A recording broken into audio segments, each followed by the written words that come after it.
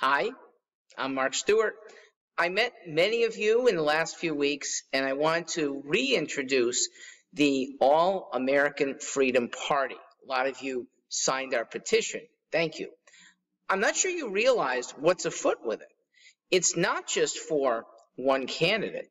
It's for the possibility of multiple candidates and a whole new party that gives everyone a choice that's not Republican, not Democrat, but independent.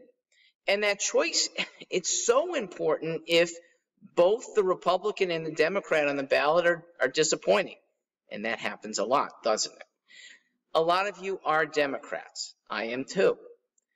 We offer a place if your Democrat who is listed has been disappointing. We offer, in some ways, incentive for both elected Democrats and elected Republicans to not take us for granted. Because even a party that garners 3 or 4% is taking away from the other guy or taking away from your guy, and they need to be concerned. Where are our values? With the people.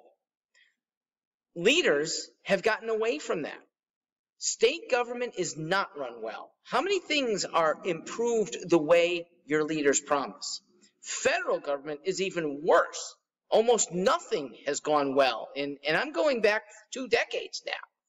So we are at a, I think, very similar stage with a party that's forming in just here, one state, but it could make a huge difference. I'm going to go back to what happened 170 something years ago. In 1854, when a party also broke apart and a new one was established, okay? Similar to 2022, the president was kind of perceived as not being really in control. In 1854, the president was unelectable, would not be able to run for a second term. Voters back then were incensed over a moral issue, that was slavery. And the political party that couldn't accommodate all the voters' interests ended up splitting up. That was the Whigs. And in its place, a little party that formed in the Midwest called Republicans established themselves pretty quickly. 6 years later, they actually dominated the United States Congress, dominated most legislators, and elected a president. So anyway, we offer at AAF a principled place for Democrats and Republicans who are dissatisfied with who's on the ballot.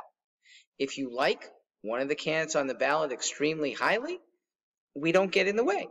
They'll be on the ballot. There's no differentiating.